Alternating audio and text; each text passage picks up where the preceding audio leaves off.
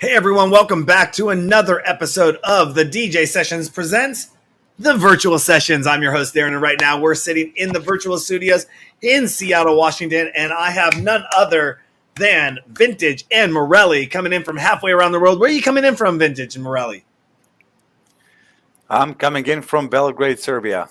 Belgrade, Serbia. Oh, wow, that is far out, man. We have not seen each other since 2022 at ADE. What a festival. Back behind the stage with the Monster Cat party. I think that was where BT had announced that he had joined the label and all that fun stuff. We were backstage. I think that was at Melkvig? That was no. Yeah, Melkweg. No, was it at Melkweg? Yes, Melkweg. In one of the back rooms up there, the green room. That was just fun. Yeah. Our first experience ever being at ADE. What a time. I know you've been up to a ton of stuff behind that, but you know, we're going to let our DJ Sessions fans get to know you a little bit better. You know, one of those questions I ask people quite frequently on the show, if they don't know, I'm sure you get this all the time, Vintage and Morelli, what's the story behind your artist name? Where does that come from? Dude, I always get the same questions. Okay, hopefully this is going to be the last one, but there's not a special story. So Vintage, like I started in 99, 2000. Vintage was the name of the folder that I pulled some drums from. Okay. And Morelli is me literally randomly scrolling through Italian dictionary. So just like Morelli. Yeah, but I always wanted to be a part of like a duo because growing up, it was Blank and Jones, Buddha and Serrano, Aniele and Nelson, you know, all the old school guys. But it was just me, so like I wanted to have an end in my name, so I wanted to change it, but it kind of stuck. So, yeah. Well, it works. It works. You know, like I said, it's you know, I'm not a DJ, but a lot of people think I'm a DJ because I do a DJ show, and I'm like, no, I'm an executive producer. And years back, a few years ago, actually about 3-4 years ago, I actually created a DJ profile on our website, and my DJ name is the DJ ... Sessions. So you know, it's totally this parody funny thing. I like it, you know, you do what you got to do to kind of just answer that question, or why people ask, why aren't you a DJ? You should be a DJ.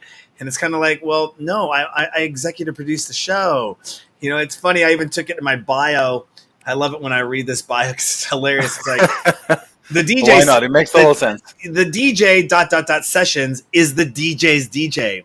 He's not a DJ. He just plays one on live streams. Born into a video world, but never wanted to kill the radio star, the DJ Sessions found a passion for mixing video with one of his other passions, music, at a young age. While actually never spinning a record, putting it in a disc, or loading songs onto a flash drive, the DJ Sessions has been a conduit for serving music to the masses. He spent thousands of hours behind the decks watching how others do the magic of a DJing, so it was only natural for him to get into the mix. Quote, pressing play to play other people's pressing play is the biggest honor to playing other sets of music is what I do best. Better than anybody. Nice. Mean, it's just this whole parody piece. Well, that's an actual bio. That's an actual bio on my website. Then you can go and check out the DJ Sessions on our website. Because I just got tired of people asking me. So if they go to the site, they're like, oh, so you really are a DJ. I go, did you read the bio? If you read the bio, I basically I ghost DJ is what I do. You know? Yeah. And then claim it as my own. That's like, you know, how more, you know, parody can you get on that? Kind of like if you ever saw Spinal Tap. I don't know if you remember that movie. I just dated myself. It sounds like an old movie. It is funny. It's a what? Sounds like an old movie. It is. Anyways, enough about me. We're here to talk about you, what you got going on. You know, you have an upcoming album. I had my notes. Upcoming album, Algorithm for Happiness. That's right. Right. Tell us about Algorithm for Happiness. That seems to be the word algorithm is really coming out into play now, especially with AI coming into the mix. And you know, I saw a post the other day where this girl, she had her boyfriend sitting next to her, and she said, my boyfriend's out and he hasn't come home and it's 3 a.m. or something like that. But he's sitting right next to her. And how Instagram had taken and it was showing her different feeds for the same video post that she made. And it was showing him different comments.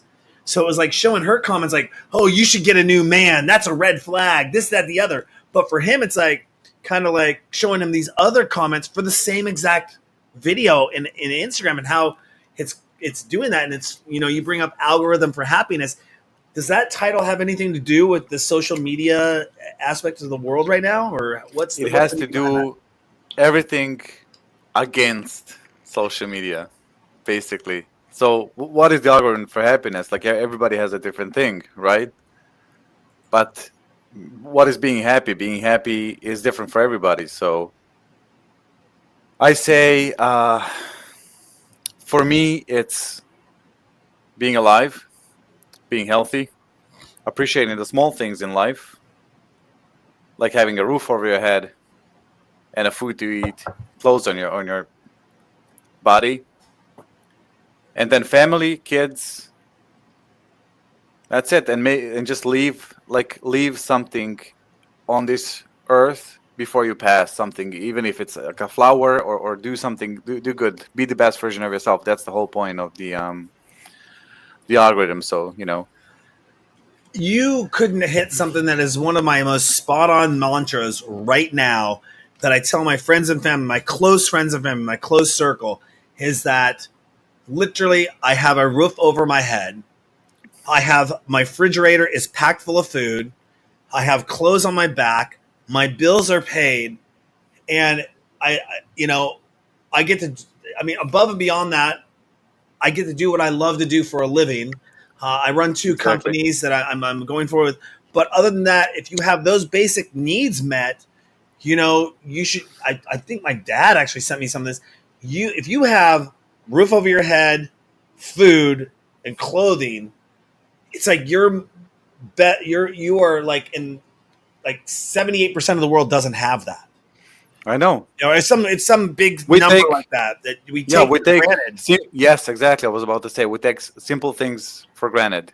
That's the biggest problem. And it's funny because people in the past have accused me of making hundreds of thousands of dollars with my show and not giving back to the community, while at the same time they didn't know that I was actually on food stamps, food benefits from the government, disabled, major surgery, couldn't walk, sleep, do anything with my life, and still running the show and putting on the entertainment side of things.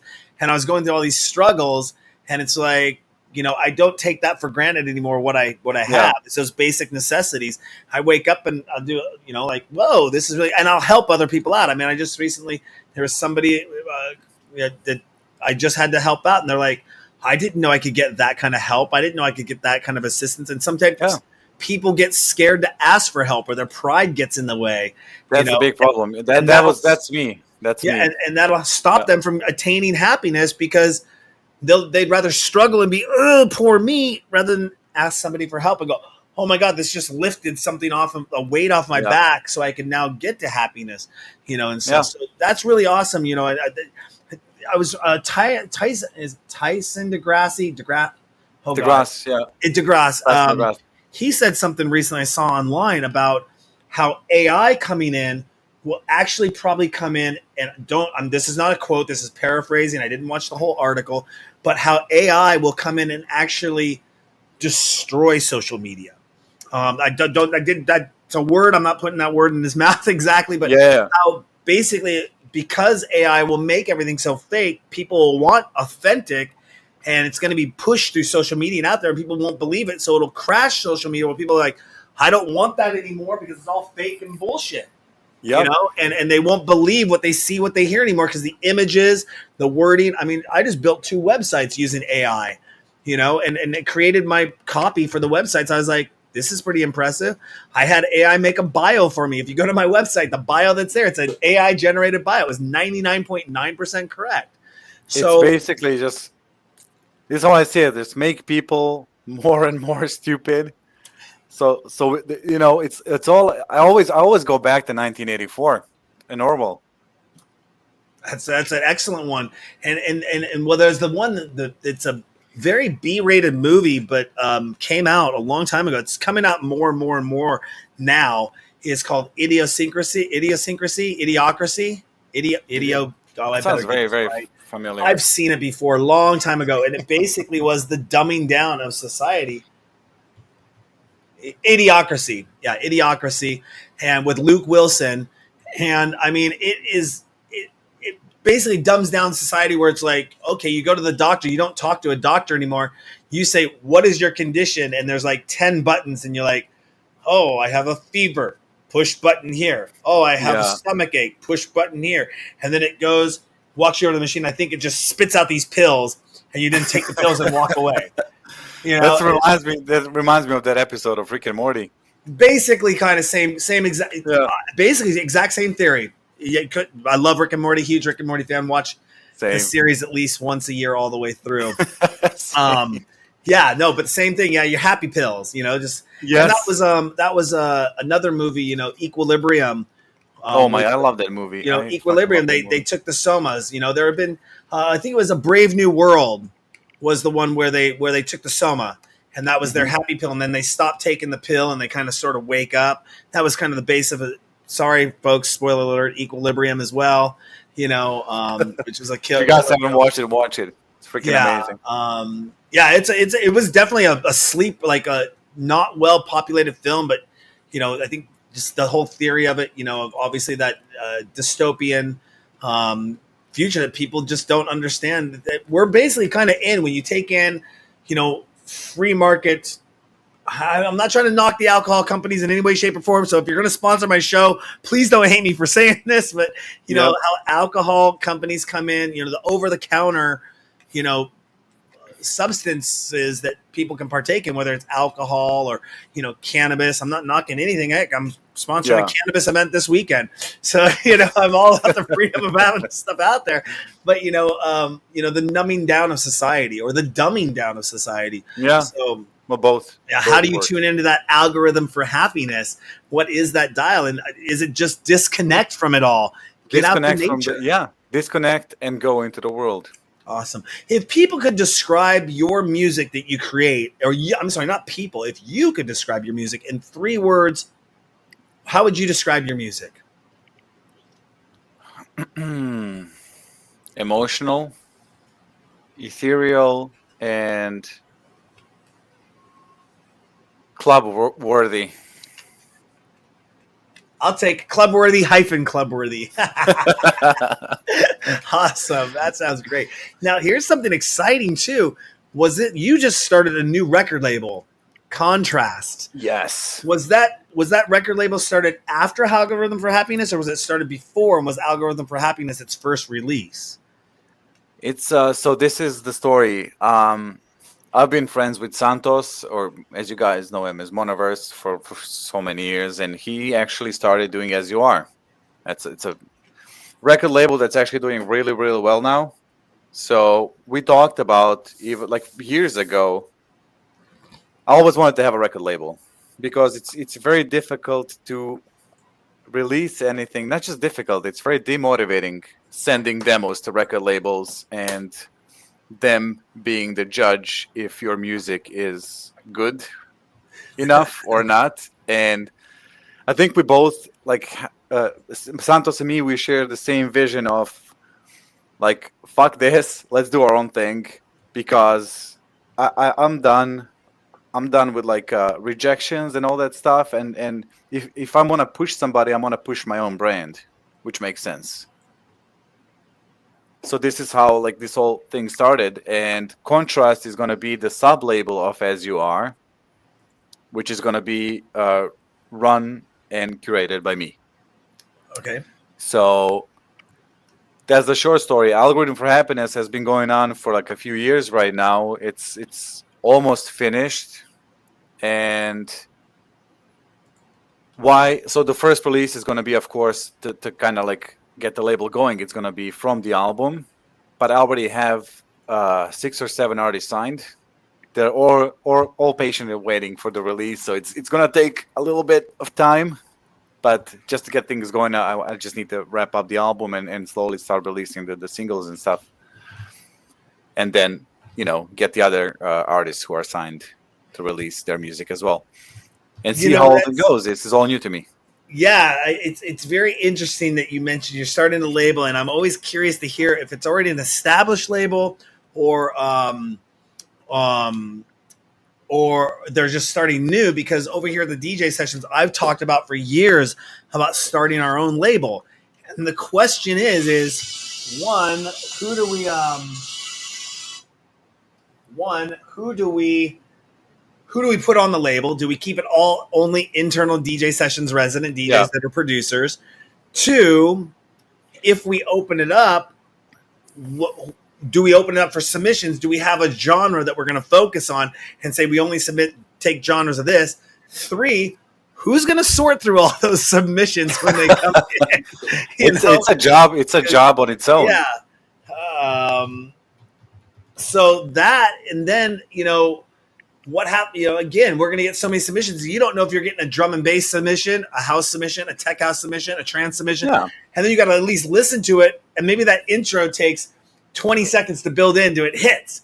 And you're like, well, shit, this is a drum and bass track and we're house music. What is this? Yeah, this is why you skip. If you hear okay, this is a style I kind of like, let me go back and listen to the whole thing. This is how I go through demos. I skip first. And if I like something that I hear, I go back and I listen to the whole thing. Or do we make it such like an excruciating submission process that people just that aren't really ready to go, they'll get to the form and like, this sucks, I'm not filling this out. The gatekeeper. But they'll try to figure out ways and hit you up on social media and, hey, I submitted the track to you. Let me go hit them up on Facebook. Let me hit it on Instagram. Let me hit it on TikTok. Yeah, that's always going to be the case. Get my track. And I just get all those messages like, whoa. Yeah. Maybe I just make a separate company outside of that. That way, it's like it's the DJ sessions, but it's a separate website, and that's the submission process. But people still probably come back to the DJ sessions and go, "I submitted it to your label over here." It's like on the other one. What do you do? Yeah. But yeah, that's been.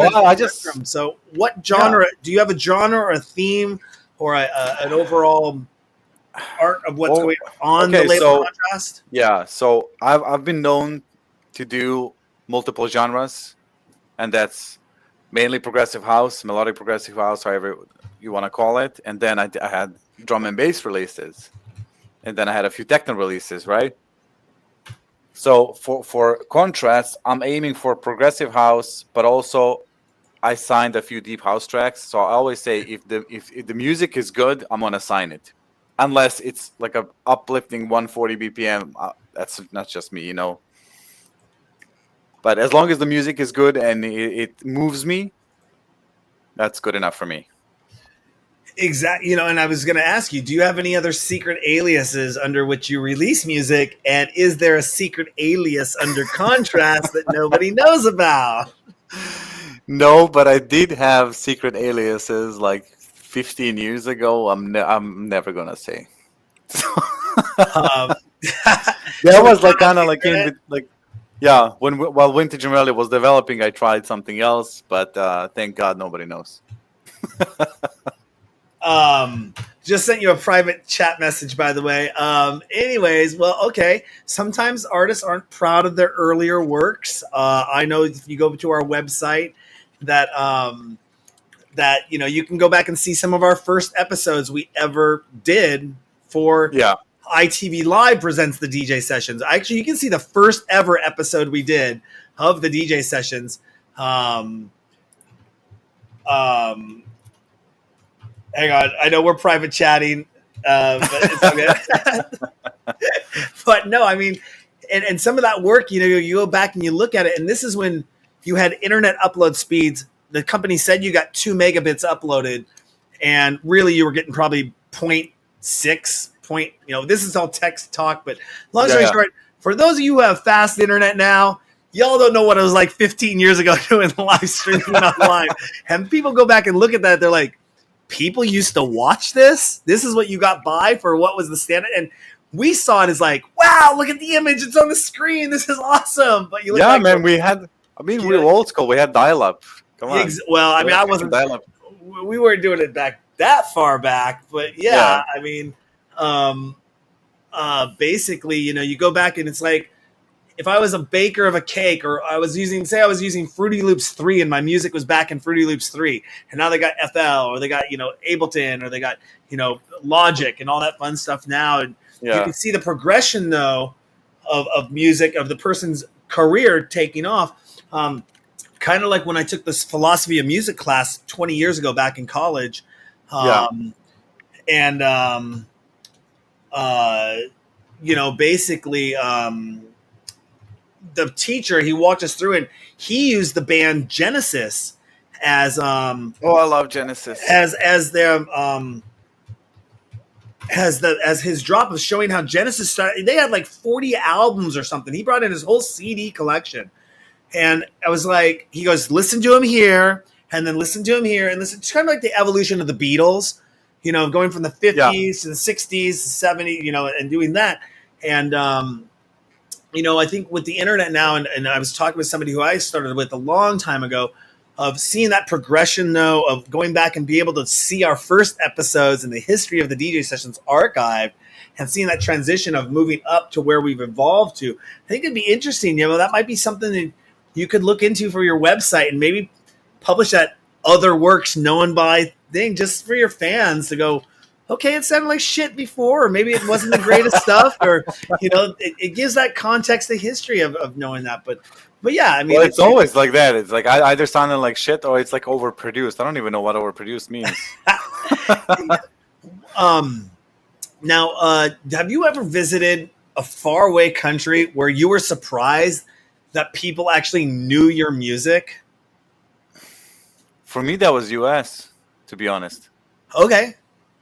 That was U.S. Oh, I have a really cool story. So there's a guy that works at this kiosk, right? Like really close to my neighborhood. I usually, like very often pass by and I stop in front, and get like cigarettes or so, like drinks or something.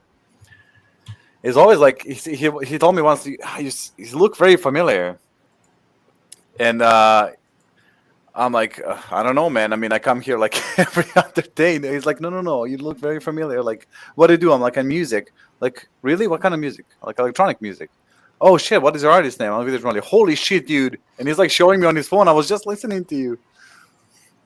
And that like literally my neighborhood, man. And I'm very unknown in like my country. Like people really don't have no idea who I am, which is fine, right?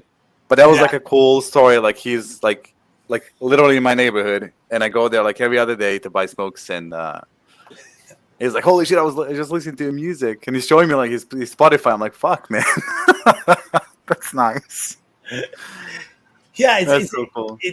I had a similar experience. I'm probably, you might know. Do you know Sergey Andre Cool? Yes, of course. Yeah, Sergey. Yeah. So Sergey, this just happened to him too, and when he was down in L.A. for Dream State, I believe, and I was this happened to me a few years back in Vegas. I was wearing my DJ Sessions shirt. I think he might have been wearing a podcast. My passion is trance podcast shirt or whatever. And he's in the crowd. I was in the crowd at Vegas. I'm at the bar, and I'm by myself in Vegas because my friend was like working or something. And I turn around, and this guy comes up and taps me on the shoulder. And he's like, the DJ Sessions. He goes, how do you know the DJ Sessions? I'm like, what do you mean, how do I know the DJ Sessions? He goes, I listen to the DJ Sessions. I'm like, okay, cool. And he's like, how'd you get that shirt? Blah, blah, blah. I'm like, I'm the executive producer of the show. And he goes, what? And I thought this guy was just some random solo guy. The next thing I know, he turns to all these people, like 15, 20 people at the bar. And he goes, hey, everyone, this is the executive producer of the DJ Sessions. Holy shit. And they all, and he goes, let's get you some shots. And I started doing shots with all these people hanging out with like 20 people. I didn't know where they were from. It was a crazy time, but he recognized the logo on the back of my shirt. The same thing happened to Sergey. Somebody walks up and goes, dude, I'm subscribed to your podcast. I love this. And you're just kind of in that weird... Well, who's going to do it best? You got to promote your brand. That's exactly. It's like me wearing my Vintage Morelli hat. Yeah, just walking around. It's just walking around. You never know. Weird places you have things pop up and people wouldn't know where it comes from. Yeah. Where's the weirdest moment you've ever heard one of your tracks play? Oh, that's a tough one. I honestly can't remember. I think Shaheen. Oh my God. Okay. I'm not going to mention any names, but we had so Shaheen or 11. Don't even ask how we got to there. But so they did a remix of my song Hope, back in 2012, and somehow our song ended up in a porn movie. I just remembered this. Like back. Well, wait a second. How did you know it ended up in a porn movie? Like it wasn't me, but we were like sent. And he's like, okay. "Holy shit, this is your song right there." I'm like, "Fuck, that's so true."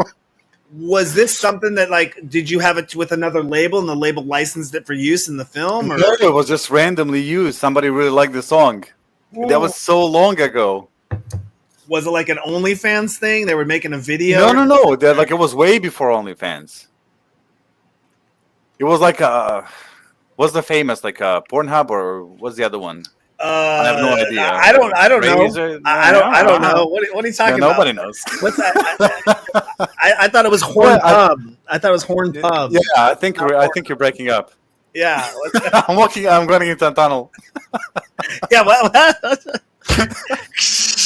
Yeah, but that was pretty cool actually. We died laughing. So their remix of my track Hope ended up in this like random clip on one of the infamous websites. That was pretty cool. That would by the way, for everybody who's watching on Instagram, we're trying to fix this whole. They offered. Yeah, that's why you see me typing over here. I'm talking to tech support over here. I'm talking to Vintage over there. Yes. We're trying to fix it. Sorry about that. Unfortunately, Out of Ocean. That's a Red Tube remix. I'm surprised that nobody sent this tech support issue into them, because for you on my Instagram, it looks perfect. Both of us are in frame.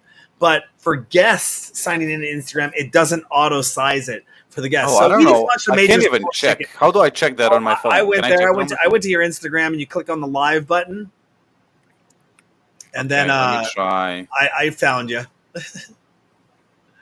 So, if you go there, it's and then you can't really see us. No, you can't. You can hear us. Because they're here to hear us. Yeah. So we're trying to fix this, so hopefully it will work.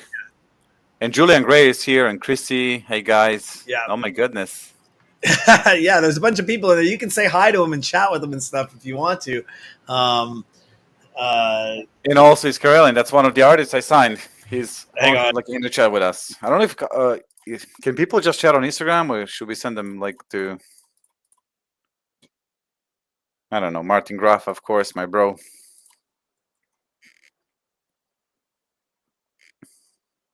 Probably a bunch of people are in. Well, at least they can listen to the interview. They can watch it later on our website if they want to. It's not our issue. It's actually the service we're using, their issue. They're looking to get it fixed. I think we just launched a red flag ticket for them, because I kind of reamed them a new a-hole saying, "Hey, this ain't embarrassing when I have a guest user platform, and this needs to be fixed." And I'll be on top of that. But anyways, so. Top 3 regular podcast, live stream, radio shows you listen to. Go for it. As You Are. Okay. Contrast Mixtape. I'm just promoting myself right now. I don't know. Like I occasionally tune into ABGT, I guess. But I listen to. I don't really listen to too many podcasts, but I do listen to a lot of Witcher music when I want to relax from the Witcher 3 video game. Mm-hmm. And you go ahead. Yeah, when I'm relaxing, that's what I love to play. Like 10 hours of just Witcher music. Oh, Witcher. Yeah, I don't get too much time to play online games anymore. I just find it to be a huge distraction. I'm still waiting for that one game to come across that's more like an Age of Empires or Civilization. I'm in more to the real-time strategy. You know, I love Age of Empires when that was out. Civilization, that was kind of my fun go-to. I'm not good enough to ever stream gameplay live. I don't think I'd ever. I tried it. I tried it on my Twitch. I sucked. Yeah, I mean, it's all that. But that's a big market for live streaming. Obviously we love our partnership with Twitch and everything they're doing over there. They did just release this interesting program, which is kind of becoming a little bit of a point of controversy now with Yes, I saw Houseman sharing the post. So you must have saw it. Did you see my comments on that? No. Definitely will. Oh no! I saw that. I No, think. we're totally everything was positive. I was just trying to explain. Unfortunately, when Houseman posted that, I'm glad you brought that up. I'm glad you saw that because I Yeah. chimed in and I'm like, do you know that the terms and conditions of Twitch when you originally sign up for it says you are not allowed to do DJ sets on Twitch. It's right there in their T's and C's under their music guidelines. Yeah. And then that also being said is now that they've launched this new DJ program and it says specifically if you sign up for this program, it's like they're getting a double agreement now. They've got you agreed to T's and C's here. Now, if you want to be a DJ and listed as a DJ and featured in the DJ channel, you got to agree to this again. Yeah. And I'm kind of interested to see what they're doing because there are certain things I can't talk about because I'm a featured partner with Twitch and I'm under NDA. And, of course. I can't say certain things, but I've been warning people about this for 4 years when Pandy hit and everyone was complaining, why are my songs being flagged? Why are they being redlined? Why am I being taken down? I'm like, because you don't own the rights to the music. What do you mean? I bought it on Beatport. I own the song. No, that's not how this works. Okay. And then people think I'm being this negative Nancy, this negative person. Not even artists own their own songs. No, and that's what I was trying to tell him too is, I won't drop the name of the artist, but a very prominent artist, world-renowned artist. I was doing an interview with him a few years back, and he goes, I can't even give permissions to my own tracks because I don't own the rights to them anymore. Yeah. And, Houseman was in there. I thought it was interesting. He goes, well, then I'll just self-publish my own tracks. And I go, that's good for you. That's awesome. And that's one of the reasons. You may not contest it when somebody's playing your song because you want the exposure. But the moment you sell that track off to a label or publishing house or somebody has say in the rights of it, you don't have the rights on that anymore. And if you want to make it bigger, if all of a sudden Sony, BMG, Universal brings you under their rooftop and that song becomes popular, somebody's going to say, can I use that for a movie? And you have to say, sorry, talk to Sony, talk to Universal, talk to BMG. They own the rights to it. And then Sony, BMG, Universal, they're going to be like, okay, we want $10,000 for you to use that song. And you're not going to get that control at that level because they got to protect their investment. Of course. It's all business. And I said, look, if somebody went out and used one of your tracks or your library and made $1 million of it, you'd be knocking on their door to sue the shit out of them in a heartbeat.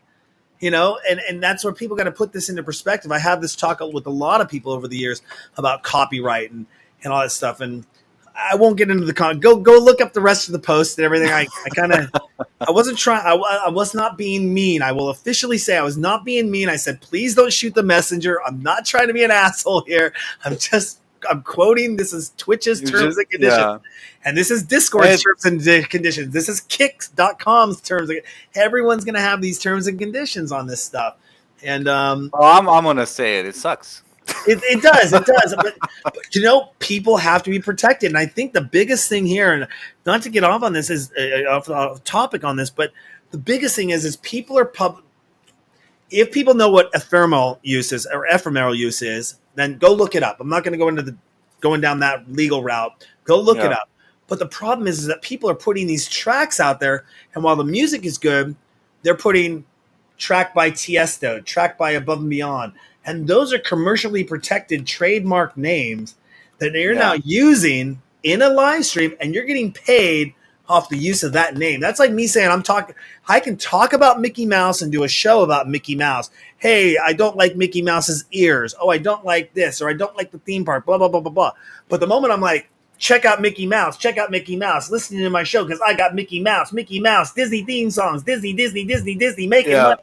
Disney's going to come in and say, F you! You're making money off of Mickey Mouse. Give us money. Shut you down. Give us money. We want our cut. And that leads to the whole ethical thing too. Of these DJs are basically being tested, I think, by Twitch to say, hey, Twitch is saying, wouldn't you like to have these producers be paid? And if you sign up for this program and you use our approved list, we'll make sure some of your proceeds that you're earning revenue on goes to the artists. Wouldn't you want to be the nice guy and do that? How many artists are going to say, no, I don't want to do that? Well, then are they really being ethical and kicking back to the tracks to the people who produce the tracks, that made the tracks, that they're making money off of. And it gets into a big ethical dilemma. So I'm interested to see where that will go. Of course, I signed up for it. I'm not worried. We're protected. We got a lot of shit in order. I'm all good there. But that's just kind of the buzz thing going on. And I would love to see more bigger name DJs come back. Most of the time, I don't know if I can say this, but I'm going to say it. Most of the time as a featured partner, you're usually working with a team over there internally with them, and you kind of get some secret squirrel juice. Yes. You know what's going on. We'll have the little secret gossips. Yeah. But, anyways, let's get off that topic because we want to talk about parties. And I bet you my next question, I probably know what the answer is going to be to this, but I have a follow-up if it isn't. What's the wildest party from the last 2 months you've been at? 2 months? Oh my God, I'm old. I don't go out. No. Okay. I'm going to tell you one thing. Are we talking about Poland? Yeah, I was going to say, is that probably was what I was going to lead in with and go right to that and go, there was something really awesome I saw online, but I was going to let you talk about it. That was surreal. I think Milo is also. Milo is a legend. He's on the stream right now. I hope he's still on here. But I was originally supposed to play this other festival, right? My really good friend Martin, Martin Graf, go follow him. Yeah, amazing artist and very, very talented. So originally we were supposed to play this festival in Poland, but due to some internal whatever, like the festival did not happen. So Martin's like, oh man, like we have another festival like that potentially might happen. And then Milo contacted me and he's like, yo, play this in like this really cool venue in the middle of nowhere. It's like in close to like Poznan in Poland. And I'm like, holy shit, fuck yeah. Like it was with Jody Visternov, Boxer, Martin Roth, I don't know how many Anjuna guys. And I'm like, fuck yeah, of course I want to play. So it was the most beautiful venue I've ever played in. I don't know if you guys saw my Instagram post, but the photos and videos do not do justice how beautiful it is. And it was amazing. Like the people, the all of the artists, it was just surreal. And it was one of the better experiences in the past. I don't even know how long. Oh yeah, Martin's actually on my feed on Instagram now. What's up, Martin? Yeah, no, I saw that. It was at a mansion, correct? Yes. Like, there is a backstory I completely forgot about the whole Las Palas, but I guess if you Google it, it's gonna pop up. But it's like a really old. It's just beautiful, and inside it feels like Adam's Family, but very warm, like very family kind of like. It was amazing. All black. It was all white. Yes. It was beautiful, man. Like one of the most beautiful venues I've ever played in. Yeah, it looked like an amazing time. Yeah. That's kind of one of my goals. We were talking a little bit before show. Hey, thank you very much, Martin, for the follow on Twitch, by the way, and give a shout out to everyone else. Epic Tangent, Oxytony, Johnstead Music. I'm looking forward. I'm sorry, I wanted to digress and give some shout outs because I just saw some stuff come through. Wanted to make sure I was giving those shout outs. But I'm super excited to start traveling the world again, getting out. I'm going over to Berlin here in about a week to go to Rave the Planet. But my another DJ I work closely with, Jerry De La Via. Hope I said that right, Jerry. Don't go after me if I didn't. But he has an awesome villa down like 2 hours outside of Mexico City. I'm being invited to go to Ibiza, and hang out with artists and people there and do interviews and set up at clubs. Just going to these exotic locations, getting around the world, that has to be one of the most exciting, I would assume one of the most exciting things that you get to do as a DJ / producer to tour the world. Again, like we met in Amsterdam, but I mean, that's your neck. You're not too far away. You're a couple hour flight away from everything. I got to take 15-hour flights to get to I mean, I'm saying, hey, the U.S. is cool. Don't get me wrong. Please don't murder me. I love U.S., but Europe is awesome because everything is like a few hours flight. Everywhere you want to go, it's like right there. Martin Ayer with Riverside Studios, when I was interviewing a few weeks ago, he said, come to Berlin. And I booked my ticket the next day. And he goes, there's 4 million people that live here, but we have 108 techno clubs. And I'm like, what? We got like 10. And we have 1.7 million people living in Seattle. I mean, 10 real that would be on the list of nightclubs in Seattle. You know? And I'm like, 108. Holy crap. He goes, at any time, there's like 1 million tourists here in Berlin, and they all go to our nightclubs. And blah, blah, blah. I'd love to get into Berghain. That would be dope. Oh, that's the one very highly exclusive, nobody gets in kind of. Yeah, you got to wait 8 hours. Yeah. I'm told the secret is it depends on the time of day you go there, and then you wait in line, you get in, but then you got to be there all day long to wait until everything starts happening. I don't think they allow cell phones in there. It's very posh. You know, that would be a very awesome club to go to. But I think I'm more about going to those exotic locations around the world, having good times, good friends, good music, good people, you know, and sharing that with the world. Not the backstage stuff that happens. Because that can be don't know how we can fix the Instagram. No, there's one way to fix it. Now, here, I'll show you. I can do this. Oh, I can't do it while we're live. It's what tech support said to do was I could switch it to phone mode, but then what happens for everywhere else, it puts it in phone mode instead of puts it in the normal mode that we're in. For some reason, when I send it from my main account to Instagram, it looks great. So if y'all want to go to the DJ sessions or the DJ sessions on Instagram, if you're watching on Instagram, you can see it there in the right aspect ratio. This was happening to us for the first few weeks I was using the platform because I was going through Instagram through our server.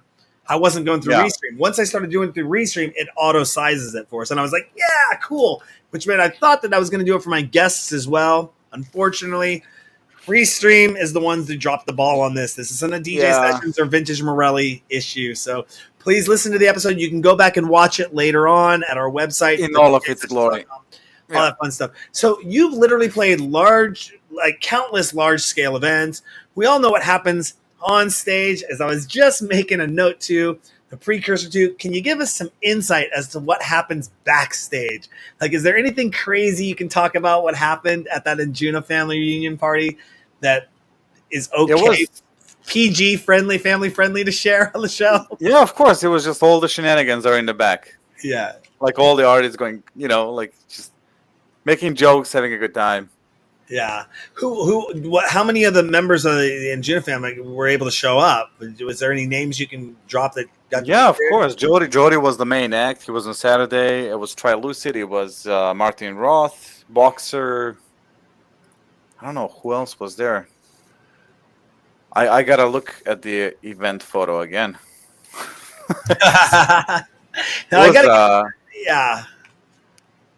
It was like a lot of artists, a lot of the local ones as well. It was amazing. Braxton, of course. Nitrous Oxide. Yeah, he played after me, Chris. Martin Roth, West. Okay, I was just trying to figure this out. Paraframe. I'd love to get them all. Western boxer. When Jody was over here a few years ago, he came by our studio, did an interview, and was on the show. That was pretty awesome. Love to get him back on here soon. And also, obviously, getting Martin Graff on the show. Anyone that's listening to this, hit me up. Love to get you on the show. Love to interview you. But, you like you said, typical backstage shenanigans, crazy stuff. Here's something interesting that I saw recently. It was on one of the socials. It was a performance of Bad Boy Bill. And I don't know if you saw this on Instagram, but he's in the audience. He's playing in front of a crowd, a couple thousand people. And all of a sudden, he's just getting right down to the breakdown of the mix. And somebody from the audience throws their phone. Their phone gets thrown on the stage. And it literally hits the board and stops the mix in the middle of the show. Holy shit. And it's kind of like the caption for the social is, what would you do in this situation? You know? And I think Bad Boy Bill just started back up. I think he may have took the phone and was like... Took a selfie? I would take a selfie. But I think I'm wondering if this is now going to become kind of a trend that people might get like some default phone, put a SIM card in it. Okay, I'm not giving anyone any bad ideas here, by the way. I know where this is going already. Yeah, get a bunk, get an old iPhone or something. put a SIM card in it, tap it into their Instagram account, have the Instagram feeding it live, and throw the phone on stage live, so it's going to record the video and upload to their account somehow. And then they try to make that video go viral that they threw their phone on the stage and got it screwed up, because I saw a hip hop artist. Somebody had thrown the phone on the stage. The hip hop artist picked it up and he threw it back out in the crowd, like, boom. And you don't know, like, was somebody in the crowd and they're like doing this, and somebody just grabbed their phone and went and threw it on the stage. That's crazy. How would you know who did that? You're like looking around, go, who did that? Who did that? Who did that? And then if the artist holds on to the phone later, they can call him. They can call him and hang out. Yeah. Yeah, like, hey, what's up? I'm streaming live on my stage. And you're like, yeah, my phone. You know? And then never getting back. You know, I think that's happened a couple of times too. It happened. It's funny. One time I was backstage doing a show up here in Seattle with Q Nightclub, and BT was the headliner. And I had my whole streaming rig behind the stage set up, and I was getting ready to stream live, and I had my Facebook pulled up. And BT comes moseying backstage behind the stage, and he goes over to my computer, and I'm up front by the stage kind of filming the show, making sure stuff's going on. I turn to my left, and I look, and there's BT. He's on my computer, and he goes, "This is why you shouldn't leave your Facebook open back behind stage, because I just hijacked Darren's account and posted to it. This is BT," and post the post on there. And I actually got a picture of him doing it. And I'm like, BT just hijacked my computer and posted to my Facebook account backstage. Nice.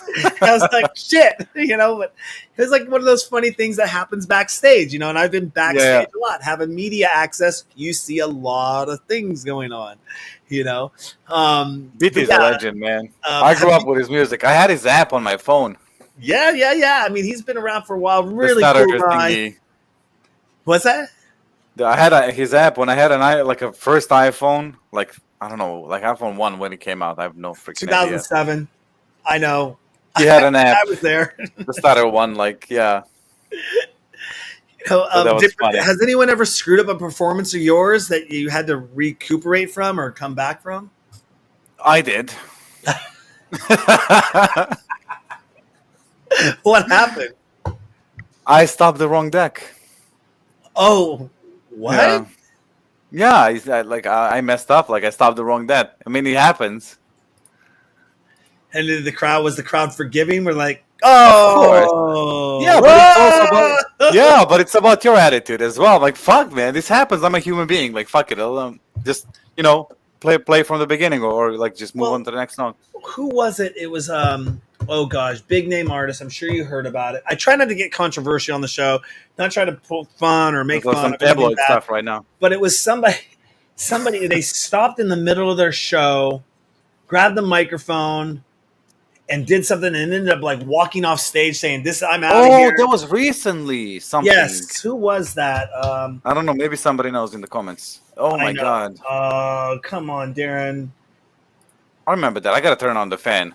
Yeah, go for it. I got air conditioning on. No worries. I'm trying to remember who that was. It was a very big name artist, though. Well, if you're in the chat rooms, you're out there. If you can find a name, send it over. That'd be great. There we go. Of who did that, I can't remember exactly. Was it Hardwell? It was Hardwell. I think it was Hardwell. And he's like, "I'm fed up with this." And they tried coming and getting the microphone out from him. He's like, "No, my boy Wes for the win." Oh yeah, did he come in? Yeah, right on. Thank you very much. I appreciate that. Thank you for watching, Wes. But yeah, it was very interesting seeing somebody, just kind of like. And I years ago I was watching Tricky in concert. I went to see him, and something was going on with this show here in Seattle. This is years. This is like 20 plus years ago, and he was in the middle of the show, and he's like, "You know what? I'm out." And it wasn't ending the show. He's like, "This sucks, audience. I'm done with my show. I'm out." That kind of can happen. But I mean, yeah, I've had some like. I would never leave the show, but I mean, never say never, of course. But I had like some issues when the audio was so bad I couldn't the monitors that I'm supposed to hear when I mix, like they were like what's the word? Like overdriven, crackling sounds and all that stuff. I couldn't hear anything. Wow. I just had to use my headphones. It was very, very different, and it was so loud. Who's the most inspiring person you've ever met backstage? Man, you ask a really tough questions. Thank you. That means I'm doing my job. I'm not just the who, what, why, where, when kind of guy. Tell me your story. I want to know these things. Our viewers want to know these things. I don't know. I'm trying to think. I have a very bad memory in general. Most inspiring. I don't know. Like nobody comes to mind right now. Okay, fair enough. Yeah. If it does later in the show, pop it up. Yeah, if it comes, yeah. But well, we'll follow that up with like this. Then, who's been your biggest influence when it comes to your career as an artist, and why? That's easy. Okay, fair enough. Enigma, Deep Forest. How old are you? You have to be in your 30s. How do you know these names? You know, my aunt used to make me mixtapes on the cassette. Okay. It was Enigma, Sadness. Part 2 was like the whole 9-minute song on repeat. Both sides. I know that CD. Well, at least I know that CD. I could have got it on tape because I worked for a record store. This was on a cassette. Yeah. One of my first jobs ever when I was 18 years old, right out of high school, was working for a record store. Well, they call it record store, but they were selling CDs and tapes. But Enigma, Deep Forest, all of that, definitely got into those. Secret Garden as well. Oh my God, I love Secret Garden. At a very early age. I was also into hip hop and alternative music, which later turned into more hip hop. But then over time, I started getting into trip hop in my early 20s, which led me into more down-tempo ambient. When I went to college, I found this internet radio station. I talk about them all the time, give them plugs as much as I can. I found Soma FM out of San Francisco. They have a number of different internet stations, but my top one that I listen to, if anyone knows me, it's Groove Salad. And it's kind of that thing. If I had to be on a stranded island for the rest of my life and I could take 3 things with me, it'd be my king-size bed mattress, my pair of Persals, and Groove Salad would be on repeat the whole time. Nice. That there you go. I'm on a stranded island and get my king-size bed. Obviously you got food, shelter, all that fun stuff, but that's my kind of like boom, Groove Salad, just down-tempo ambient beats. For me, it's Kokomo, man. Kokomo. Was it the Beach Boys or? Oh yeah, take me down to Kokomo. Yeah, that actually was used. We get there fast. Okay, so a friend of mine, we have this game she created a long time ago with her friends. That if a song plays and you name the title of the song, the person you're with has to take a drink. If you name the artist. If you name the song and the artist, they have to take 2 drinks. If you're wrong on both, you have to take 2 drinks, or wrong on either. And you listen to the song, right? But yeah, you listen, you hear it play. Say you're in a restaurant and the song comes on, you call it. The person, it's on at all. The game is on at all times. Now she hated playing this game with me because I turned 50 this month, so I knew everything. Especially if we went to a restaurant and they're playing 70s or 80s music. She's like, we have to have a cutoff. You can't do this more than 5 times because I'd be like in a row, boom, boom, boom, boom. Now I even took it one step further, and I was going to say, you brought up Kokomo, and I said, well, what if you name the movie that the song was played in? We should add a drink for that. And she goes, fuck no, I'm not doing that. You know every movie. That's even harder, yeah. And I said, because I was going to go, well, that song Kokomo was used in the movie Cocktail, and I also was going to throw in, if you can name the starring actor and actress that played in it, you get more drinks. And I said, oh yeah, that would have been used in the movie Kokomo by the Beach Boys, used in the movie Cocktail, starring Tom Cruise and Elizabeth Shue. I don't think I've watched that, but I'm definitely going to watch after this, and I'm also not going to play any games with you, that's for sure. Yeah, I'm like, you don't want to fuck with me when it comes to that kind of stuff. I'm like, she's like, no way, because she'd never know anything, it wasn't fair. So anyways, don't play drinking games with Darren, even though I don't drink right now. Yep. Unless I'm on vacation, and then it's all fun. What do you consider your biggest break that launched your DJ/producing career? Well, 2012 when I signed Silk Music back in the day, but I think it was the collide of, was like a luck, me releasing my first artist album. Was it? Yeah, first artist album, and signing Anjuna Beats at the same time. So like it both kind of pushed each other, like Contrast is the biggest single I've ever produced, and that was specifically because I got rejected so many times, right, from Anjuna. And look, like every artist's dream in our niche is like to at least have one track on Anjuna Beats, right? Because Anjuna Beats is legendary. And I sat down and I said, I'm gonna produce a track specifically for Anjuna Beats. It took me 8 hours to create contrast, literally 8 hours. Like I started like 8-9 p.m. and ended up like 5-6 a.m. and the song was finished. But that was my biggest single. I think that's what launched me kind of like into the more to become a little more well known in the progressive scene, I guess. So that was my breakthrough. That's the reason why I named my record label Contrast. Thank you for that insight, because I forgot to ask you why the name Contrast. There you go. See how things happen? Awesome. Yeah. How do you define success as a DJ/producer? Is it getting signed to a label, a Beatport top 10 hit, sold out tour? What are your thoughts on this?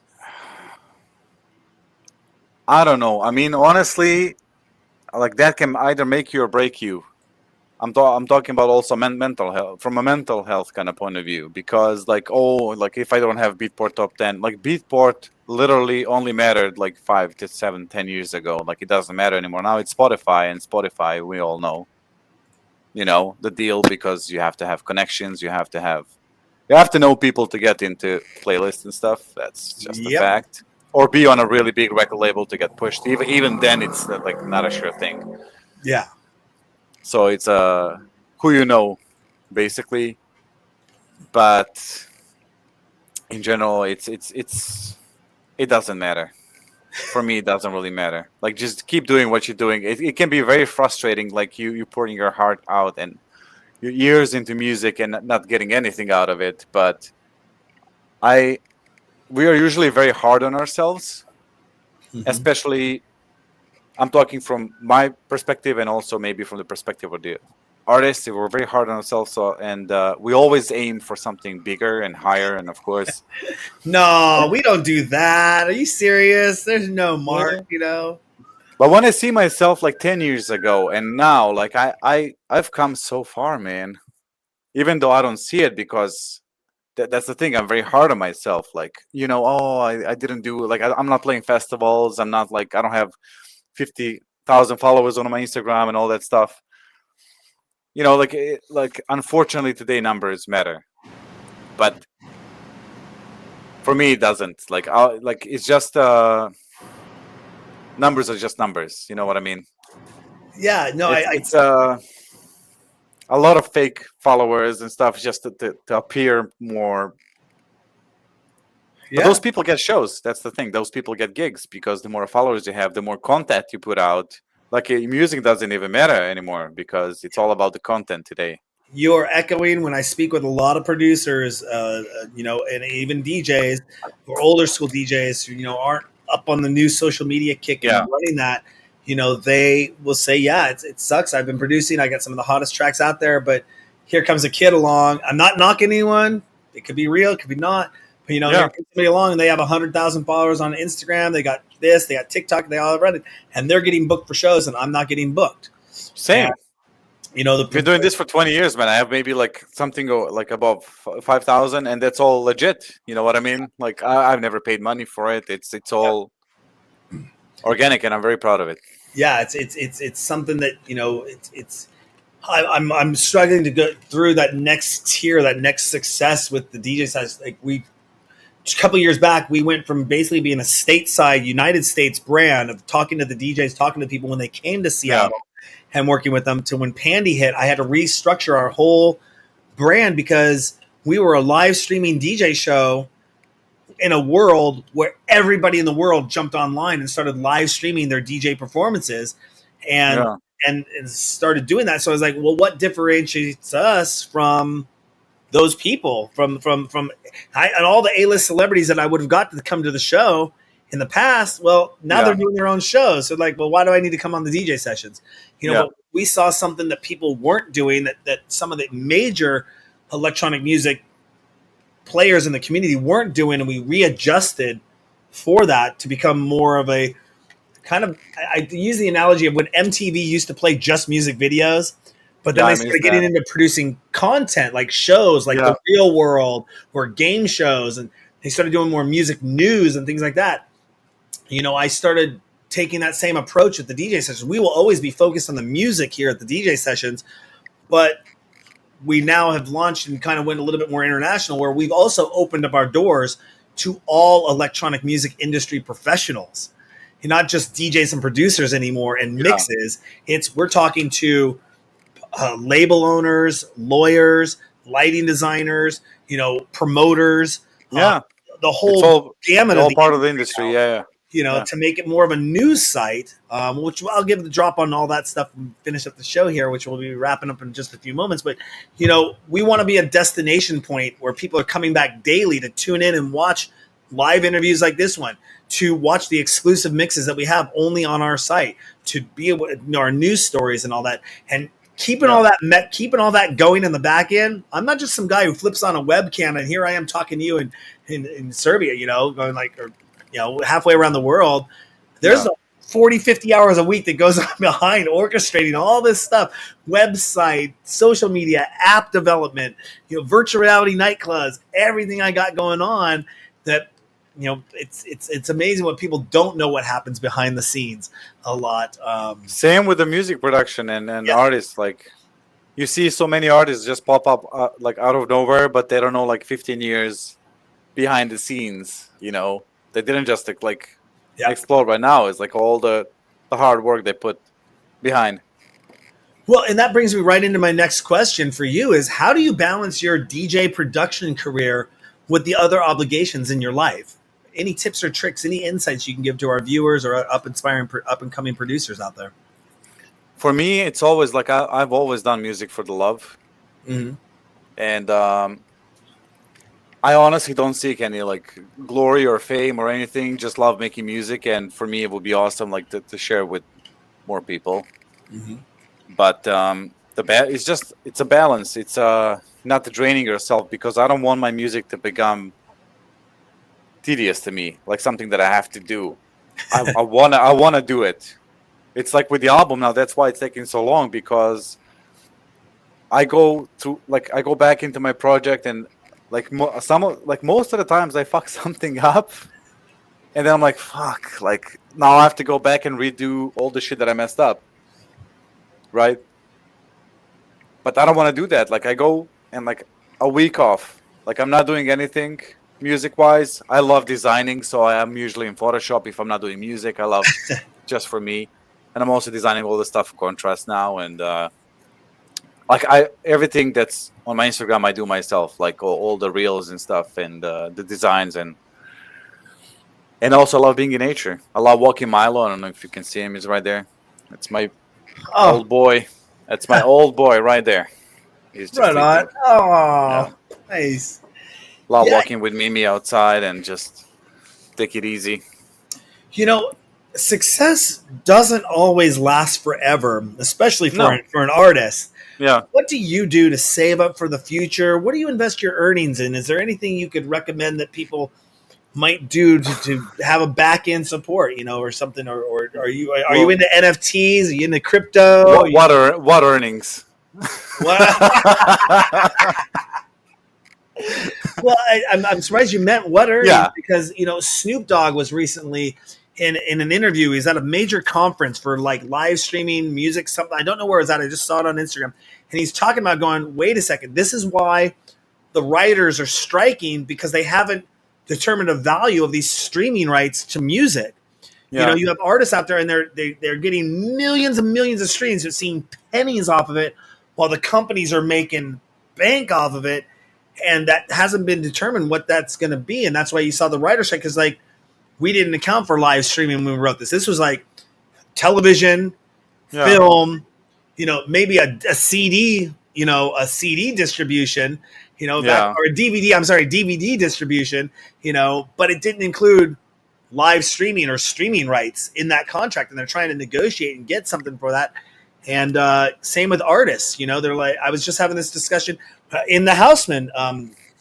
No, was it how? No, it wasn't in the Houseman. Maybe it was in that thread on Facebook, talking about, you know, how do you get compensated for your music? You know, if somebody's using it, and how do you change the laws to make that happen? How do you get it change DMC and do all that fun stuff? And then you got the European Union DMC. Well, this is the thing. We need big names to influence that. Yeah, that's the bottom line. Because who the hell is going to listen to me? Well, Houseman. You know what I mean?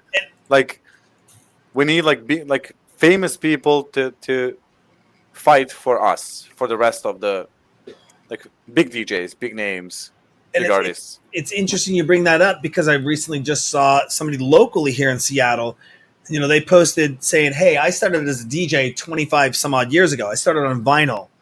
Now anyone can walk into a Guitar Center, watch a couple YouTube videos, and claim they're a DJ and download their tracks and have 50,000 tracks, and then go buy their social media hits and be like, look, I'm a DJ. Look at me. I got this." And do that. And the market has become so saturated now that going out and saying you're a DJ, and they're like, "Oh, well, I can get my cousin Charlie to DJ my event for $150." I never say I'm a DJ. I never say I mean, people tell me, "Oh, it's my friend. He's a DJ." I'm like, I'm not a DJ.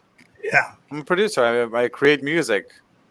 Yeah, DJing just a gig to make money, you know, and share my music to the people.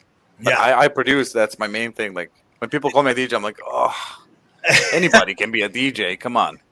And that's why I think the parody when we brought it up early in the show is I'm really an executive producer, but everyone thinks I'm a DJ because I produce a DJ show. And it's like, no, I'm not a DJ. DJ sessions. Yeah. I'm the DJ sessions, but no, question, you have a website and you have merchandise on the website. How important has it been for you to have merchandise, and how important do you think it is for artists to have their own website and merchandise on that website? Website per se, I don't feel like it's that important, but merchandise, I feel like it makes a world of difference when you play a show and you see somebody wearing a shirt with your name to show like the ultimate support, you know, or a hat or something. I think it's a good way of like pushing your brand, because in the end we're brand. My name is Marko, but Vintage Morelli is my brand. So, you know, if you want to push your brand, like that's where more merchandise kicks in. But as part of my website, that's if you guys go to vintagemorelli.com and you click new album on the upper right side, you can read about like what's going on, like what's the latest, and also there's like a bundles that you can choose to support me in creating the album. Now, and go ahead. Yeah, I mean, you get like a digital download or a CD or vinyl. I'm gonna do my best to sign all of that, but logistically, it's a nightmare. I can trust me. I know the back end stuff of doing all of that. Years ago, when we had our series, when we I was producing a show called Phantasmagoria, and then we launched 2 more series called Northwest Extreme Sports and Image Nightlife. And we had these 3 different brands, and I was going to have a website for each brand, logos for each brand, all T-shirts and everything for each brand. And I sat back with my producer in 2005 at the time, and I said, look, we need to put this all under one umbrella. And I said, what do we do? Well, independent films was Phantasmagoria, Image Nightlife was nightclubs, and Northwest Extreme Sports was any sport you could break an arm doing, but we were featuring the independent artists from those sports. Yeah. And I said, well, we feature independent artists and we're putting them on broadcast television, independent TV. I always wanted something like MTV. So that's how ITV, or independent television, got born. And now we had ITV Nightlife, ITV Sports, ITV Short Films. And we had 6 more pilot episodes that we launched off of that, but it was all under the ITV brand. So we had one logo. And it was one logo, Short Films, one logo. There you go. Nightlife, and it's all about branding in the end. Yeah, became ITV Live, which got our live streaming arm of the company up, which ITV Live presented the DJ sessions, and then I just went, ITV was a broadcast TV thing. Now moving forward with the DJ sessions, then branding and logos and websites and all that stuff. So I know where you're going out there. One of the things I talk about with DJs all the time with is, you're playing a show and you got the video wall behind you, and they put up their name, their logo behind them, and I'm like, wouldn't a great marketing tactic be that your logo is not really your logo anymore, or your logo is there, but you're sharing it with a QR code up behind you. So everyone in the audience already knows what to do now and takes a QR code and takes them right to your website or right to your merch store, or you can flash up and do different QR codes to take them right to your record release. Like at a certain time, you can pump that QR code up when you're dropping one of your tracks. It's going to take them right to the website so they can buy that track and download it. You know? God bless the internet, right?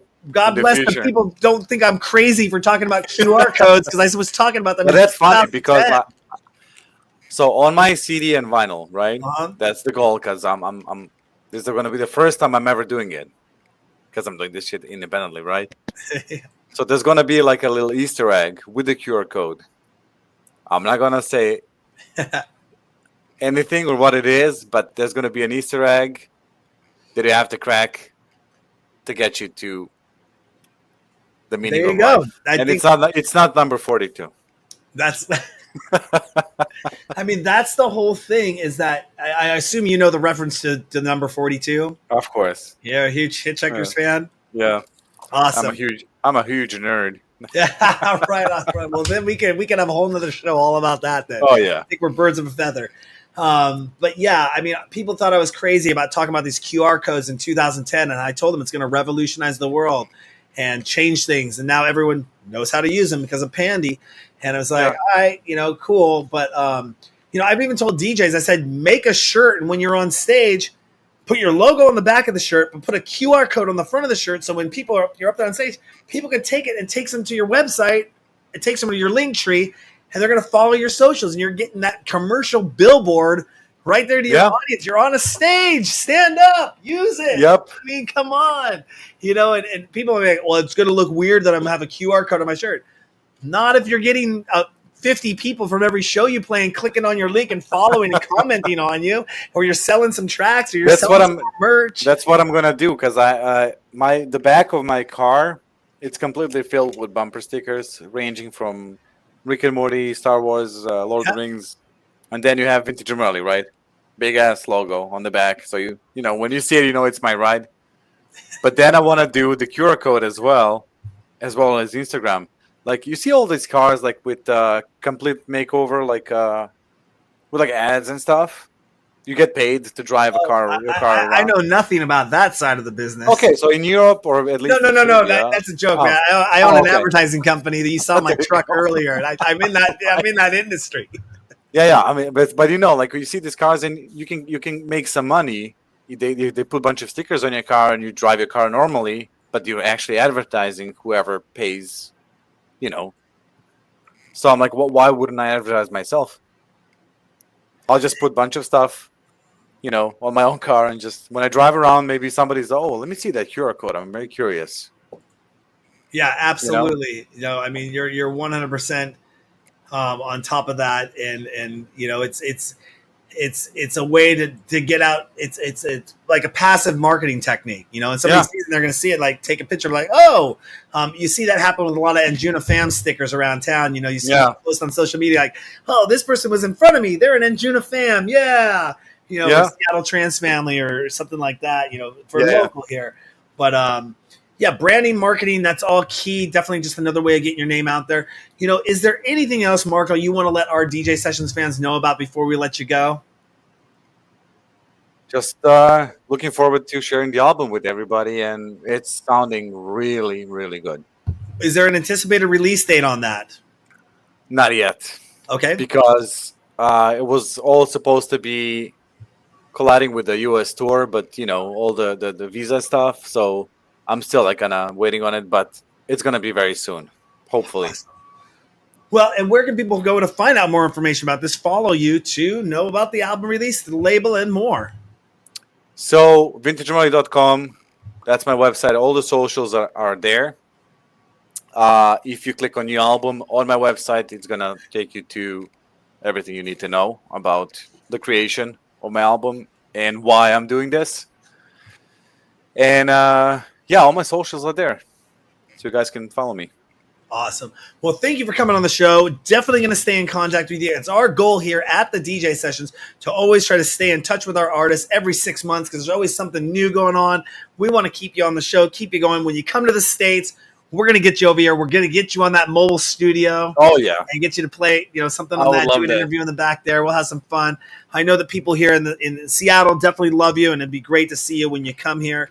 Again. Absolutely. I want to shout out to Eric and Carrie right now. Yeah, absolutely. Shout out to Eric and Carrie, two of the greatest people here in the Seattle marketplace. I love working with them. Aura Nightclub and Amani. And they actually, I don't know if you've seen new photos or new updates of the club there. They actually have 4 separate rooms now. They have the upstairs, they have a downstairs small room, and then they have the 2 other rooms, which are pretty cool. Nice. I didn't, but I'll definitely check it out. Awesome stuff there. So, shout out to Aura and In Motion Productions. Yeah, boy. All right. Well, thank you again for coming on the show, and we look forward to talking with you in the future. Absolutely. Awesome. On that note, don't forget to go to our website, thedjsessions.com. Find us on all the socials listed there up in the top right-hand corner. Go to iTunes. I just dated myself. The Apple Music Store. Find our podcast. Subscribe. Leave a comment, because that way you can get our shows automatically downloaded to you. We have our mobile app that is going to be re-released here soon, so you can take us on the go, watch the shows live, check out our past episodes. We got our merch store. We got a VR nightclub and VR chat. If you're in VR chat, you can watch this interview right now in your virtual headset in our VR nightclub. That's a pretty cool thing.